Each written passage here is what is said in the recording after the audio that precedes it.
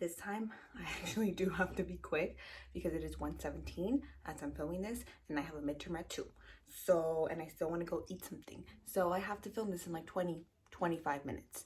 So also, yes, I understand that my thumbnail picture is different than how you're looking at me right now. Yes, I get that. We're not talking about it. Mind your business.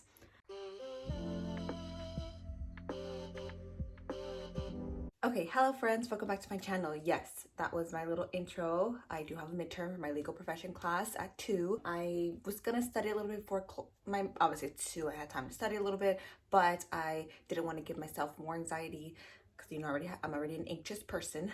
So I was like, you know what, let me just sit down and film.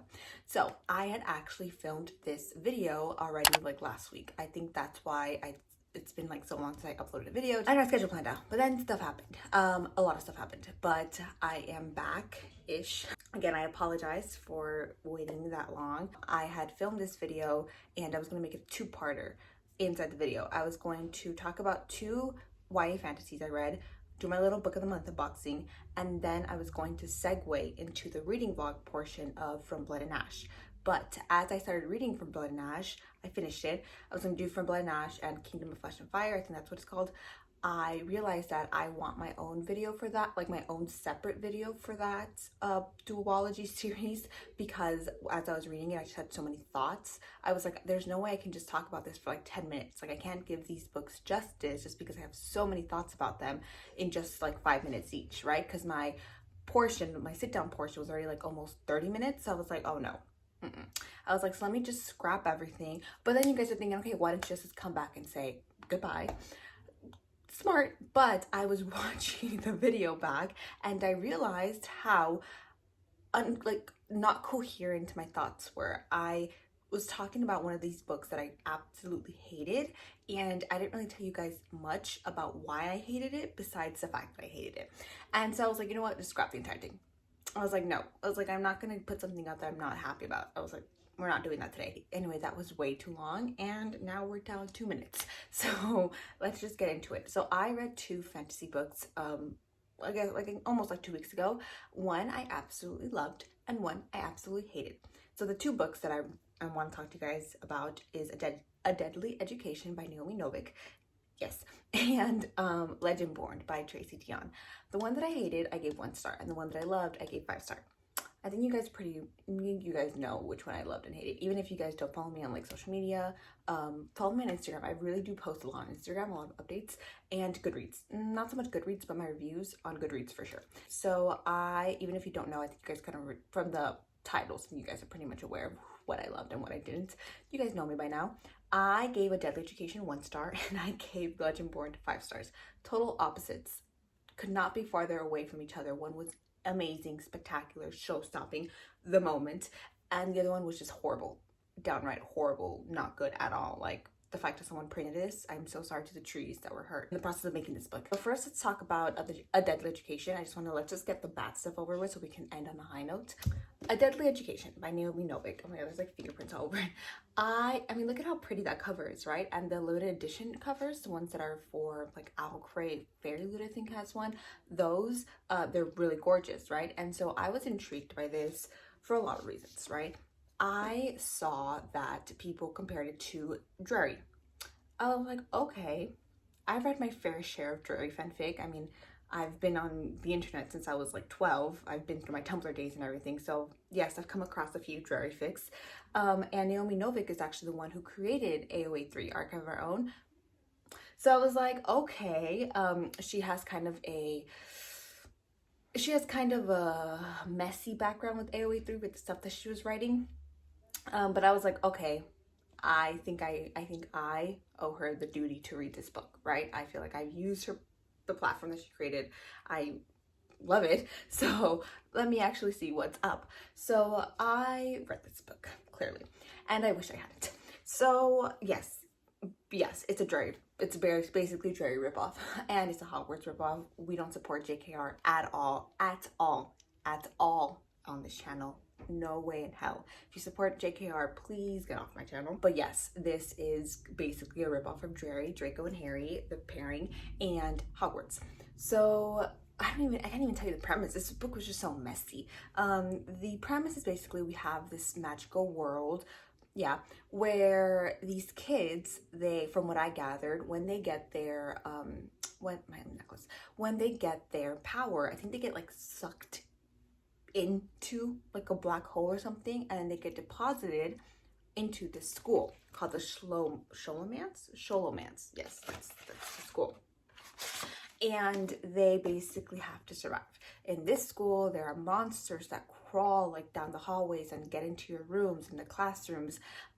You are basically just with the kids. Like, I don't think there's any adults. And it's pretty much like the grapes, what is it? The grapes of wrath or something? That island where the kids are stuck on. It's basically every man for himself unless you form alliances.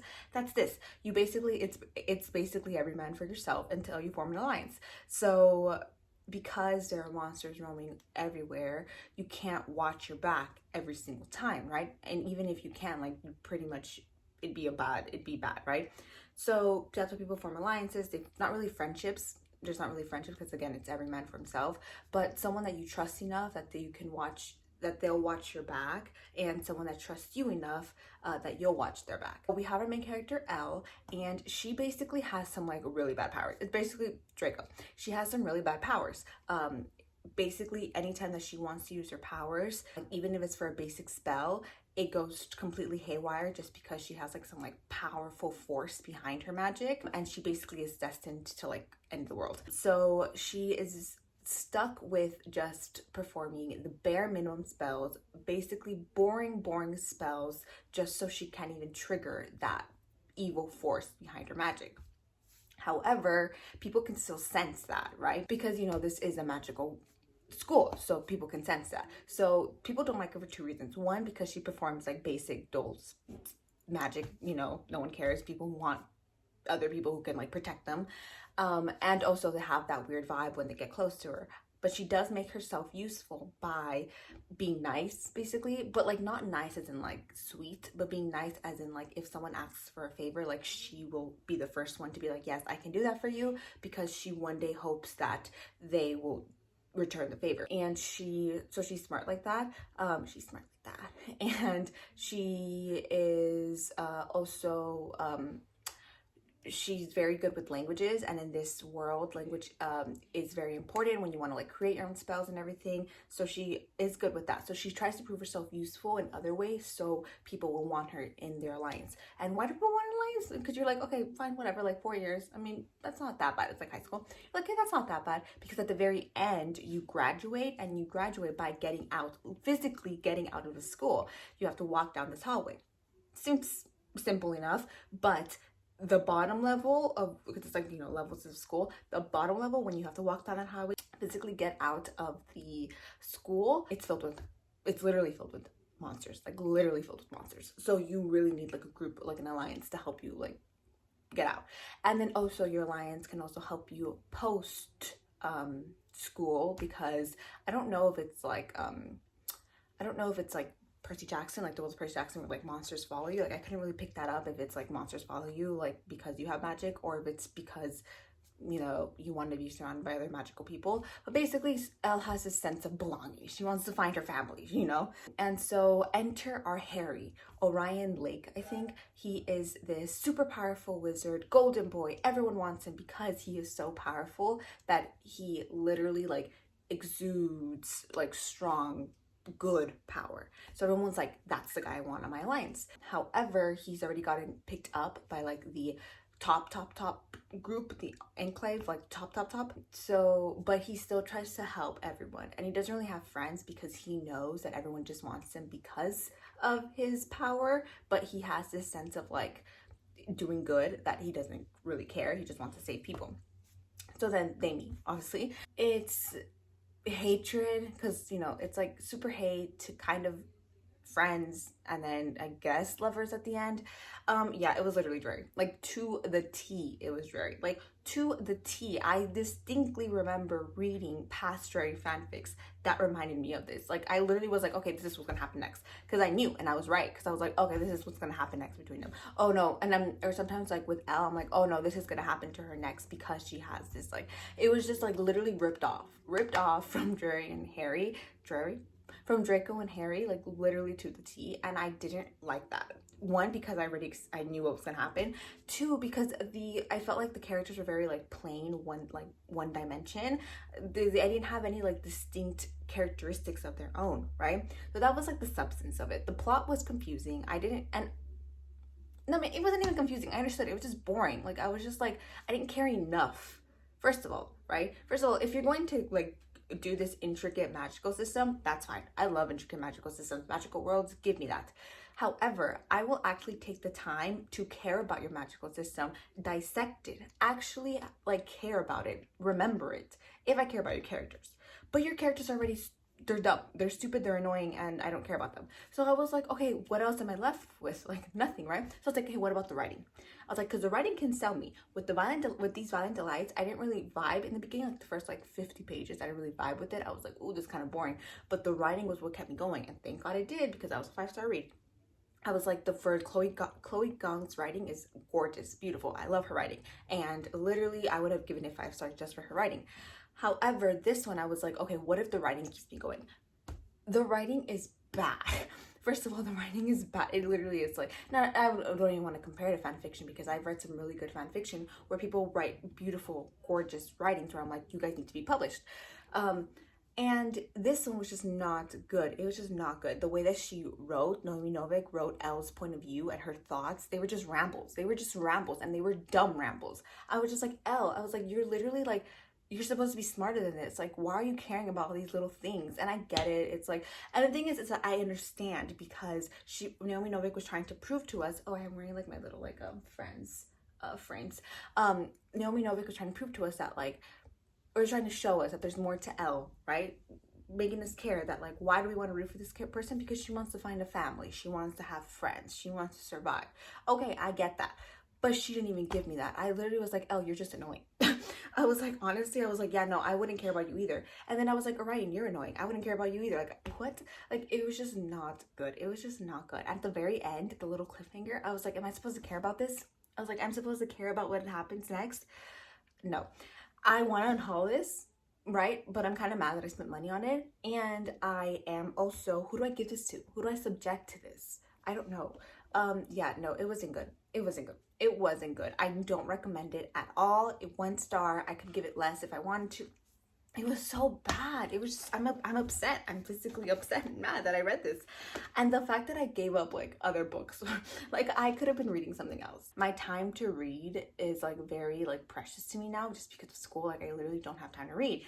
And so the fact, make sure, oh, I have like 10 more minutes. And the fact that I gave it up for this, I'm upset. I'm upset.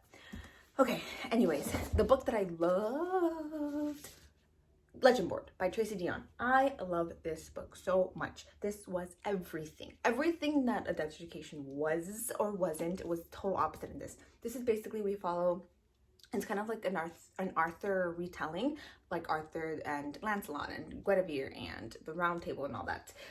We have our main character, Bree. Yes, she is a Black female character. She's so cool. I love her. She is so smart and sweet and amazing and strong and brave, and she literally is everything. We have Bree, and her mom died, and she kind of remembers the night that her mom died, but not really. Her memories are kind of hazy. So she goes into like this early college program in, I think, South Carolina, North Carolina, one of the Carolinas, basically in the South, I know.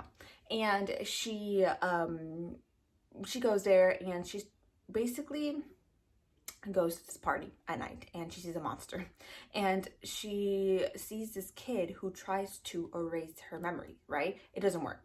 And when she kind of overcomes that like amnesia spell, she realizes that the night that her mom died, someone else did that to her.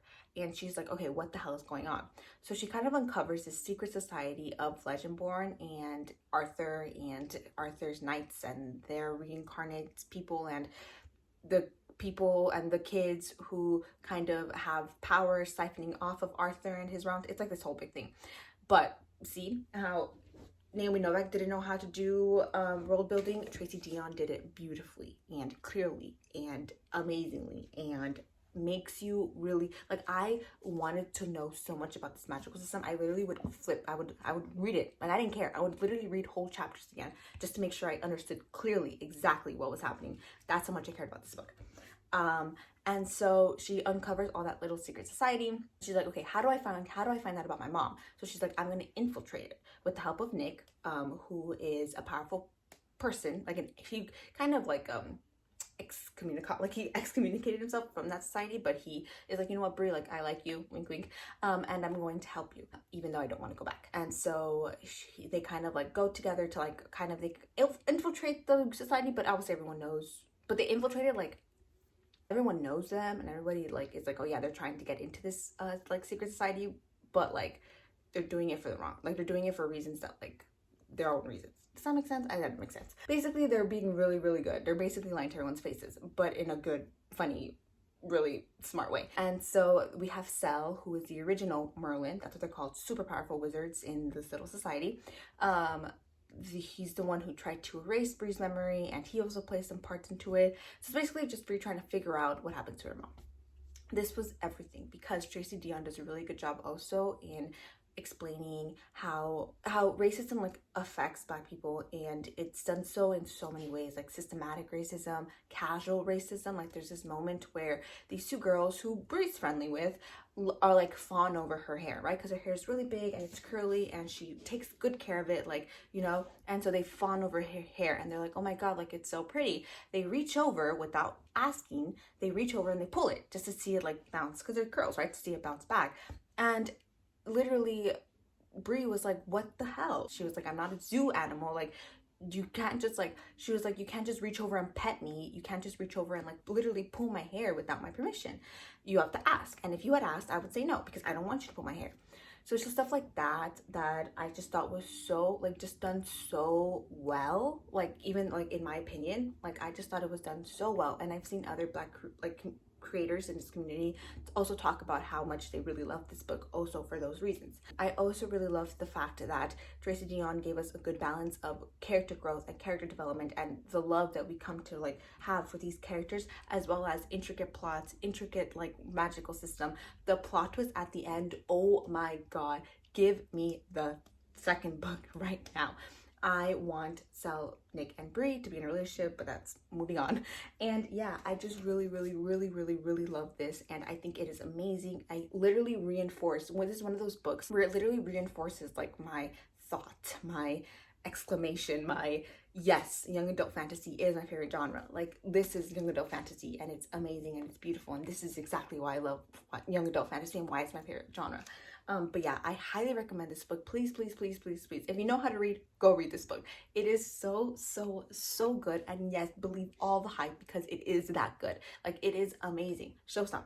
Everything. Literally everything. I couldn't put it down. I could not put it down. And I think, yeah, I love this book so much, and I'm going to reread it. It's one of my favorite books of 2021 and one of my favorite books of all time. I loved it. It was everything. The last, like, I want to say like last like 50 to 75 pages of Legendborn, edge of my seat. I literally couldn't put it down. It was like 3 in the morning and I was like, I'm not going to sleep until I finish this book. It was really, really, really, really, really, really, really good. Okay, and then finally, just quickly, I kind of, like I said, I already unboxed my book of the month, but I did become a 1-year best friend, BFF, with book of the month. So they gave me another tote bag. I bought a tote bag, but they gave me another one. So I'm happy because the other one is really like dirty just because I use it all the time. So let's do my 2 quick books. I'm kind of upset because I should have chosen Honey Girl as my book of the month pick, but I didn't. I instead chose the Book of Longings. Basically historical fiction, and it literally is just if Jesus's wife was a feminist. What would have happened if Jesus's wife was a feminist? This is what would happen. It's historical fiction. Yeah, so I'm really excited. I heard it's really, really, really, really, really, really good. And yeah, that's pretty much it. That's all I really much have to say about that. It's Jesus's wife was a feminist. I'm not like go to church every Sunday religious, but I'm Catholic, I'm Latina, I pretty much, I'm religious because, you know, but yeah, so I'm excited I'm more excited, not really to read about like Jesus. I'm more excited just to read historical fiction, just because I miss reading historical fiction and I want to get back into it. And then finally, I also chose as my add-on, chose The Bright Test by Helen Huang. This is a sequel, or it's just another, I don't know if it's like the Brown Sister trilogy, or I think it's just like an add-along, I don't know, to the Kiss Quotient. The Kiss Quotient is, I think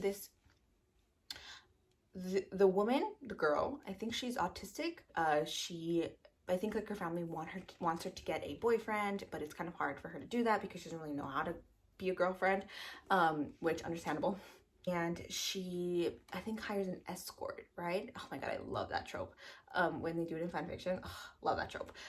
She basically hires an escort to help her be a good girlfriend, and I think his name's Michael. I know everyone's obsessed with him, and I think it's like he's like one of like the staple book community's boyfriends. And yeah, so they say it's really good. I'm really excited to read that. And this is, I think, I don't know if it's like the cousin or a friend of Michael, I think, right? So basically, I love the first sentence of the synopsis. Kai Diep has no feelings. Yeah.